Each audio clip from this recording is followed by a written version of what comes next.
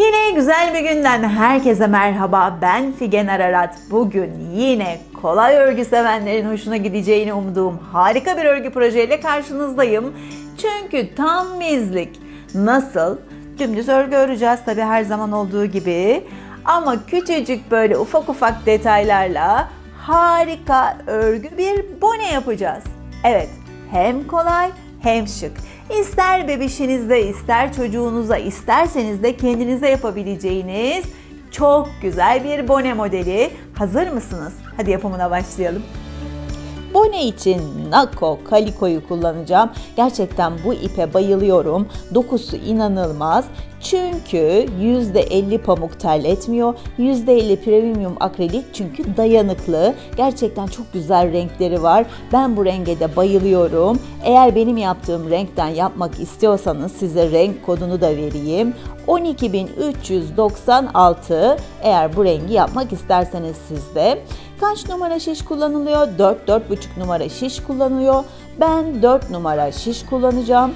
Şimdi 6-12 ay bir bebek için yapıyorum. Ben 80 ilmek attım. Kime yapacaksanız ona göre daha küçültebilir veya daha büyütebilirsiniz ilmeklerinizi. Şimdi 80 ilmeği 2 sıra yani 2 diş haroşa olana kadar öreceğim.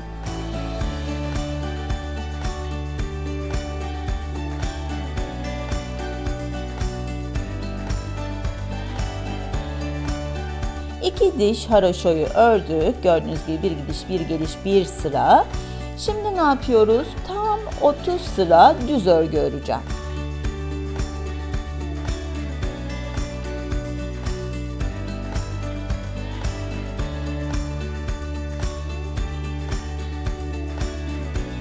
...30 sırada düz örgü ördük. Bakın şuradan itibaren nasıl hesaplıyoruz? Ben hep düz örgülere V diyorum ya. İşte o V'leri saydığınızda 30 tane böyle V olmuş olacak. 30 sıra ördük. Şimdi ne yapıyoruz? Sağdan ve soldan birer ilmek eksilterek 80 ilmeği 40 ilmeğe düşüreceğim. Nasıl yapıyoruz onu da hemen göstereyim. İlk ilmeği örmeden alıyorum. İkinci ve üçüncü ilmeği birlikte örerek şöyle birlikte örüyorum ve böylece sağ taraftan bir tane ilmek eksiltmiş oluyorum. Sonda 3 ilmek kalana kadar ortadaki tüm ilmekleri örüyorum.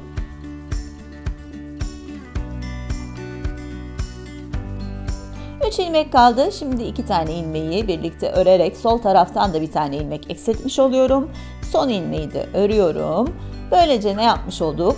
Hem sağdan hem soldan birer ilmek eksiltmiş olduk. Bu yüzde hiçbir şey yapmadan tüm ilmekleri ters örgü olarak örüyorum. Eksiltmeleri sadece ön yüzde yapıyorum.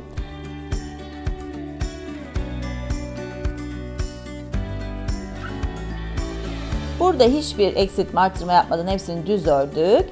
Sadece ön yüzde yapıyoruz dediğim gibi sağdan ve soldan eksiltmeleri. Şimdi 80 ilmeği 40 ilmeği düşürene kadar hep sağdan soldan ön yüzde eksiltmelerimi yapacağım.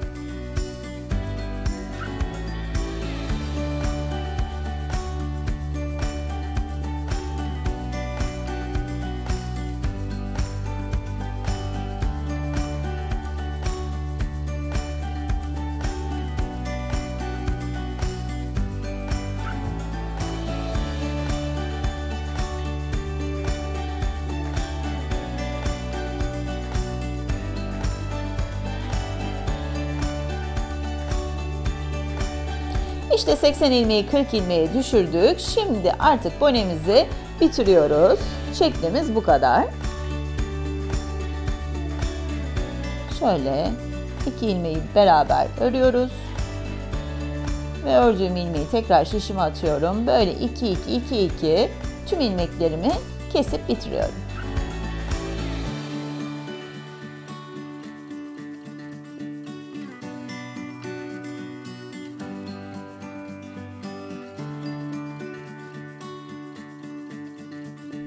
İşte bonemizin şekli bu. 80 ilmek attık. 2 sıra haroşa ördük. Sonra 30 sıra düz örgü yaptık. Daha sonra 80 ilmeği sağdan ve soldan ön yüzlü eksiltmeler yaparak 40 ilmeğe kadar düşürdük ve bitirdik. Bütün olay bu bonede. İstediğiniz ölçülerde bunu ilmek sayısını ve sıra sayısını arttırarak yapabilirsiniz. Şimdi tamamen terse çeviriyorum. Şöyle. Ve iğneyle ipimi tam uçtan, kenardan şuraya sabitliyorum. Ufacık bir numara var burada. Hemen şu parça boneye dönüşecek. O kadar kolay. Şöyle sabitleyeyim. Ve şimdi ne yapıyorum? Tüm kenara bakın şöyle buradan başlıyorum sonuna kadar teheller gibi şöyle ilmeklerin içinden iğnemi teheller gibi geçiriyorum sona kadar.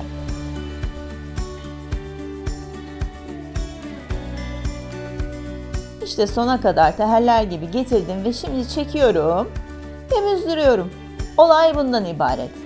Bakın. Şöyle çektiğiniz gibi zaten geliyor ve büzülüyor.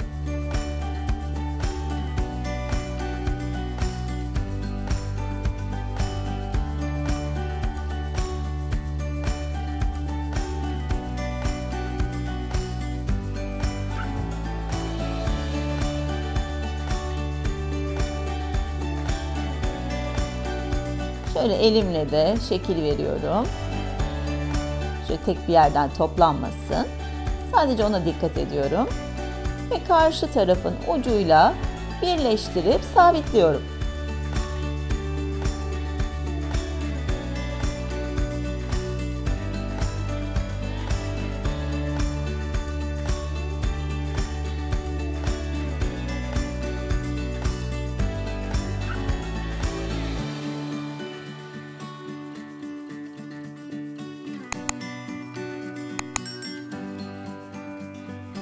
İşte bonemiz hazır. Bu boşluğa da isterseniz şimdi benim yapacağım gibi bir fiyonk veyahut da bir broş istediğinizi koyabilirsiniz. Bir çiçek olabilir. Benim gibi bir fiyonk yapacaksanız 18 ilmek attım. 18 sırada haroşa ördüm fiyonk için. Fiyonkun bandı içinde 8 ilmek attım. 10 sırada haroşa ördüm yine. Şimdi şuradan şöyle katlayacağım. Haroşa yapmamın sebebi de düz örgü kıvrılabilir. Haroşa daha sert ve düzgün duruyor. Şöyle fiyonk şeklini verip şuradan iki taraftan kıstırıyorum ve arkadan birleştiriyorum. Fiyonkum hazır bile. Bakar mısınız? Çok kolay bir şekilde oluyor.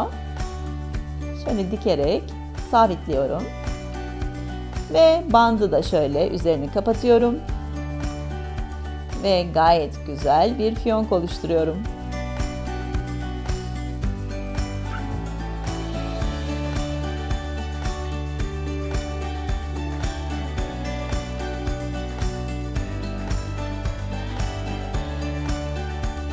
İşte fiyongumuz hazır. Şimdi bu boşluğa da fiyongu diktiğimiz zaman bonemiz tamamıyla hazır olmuş olacak.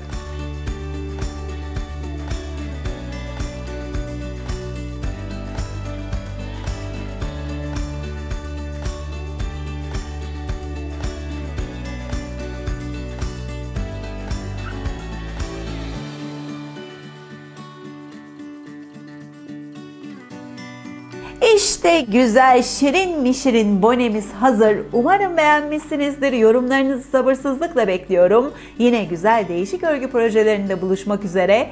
Şimdilik hoşça kalın.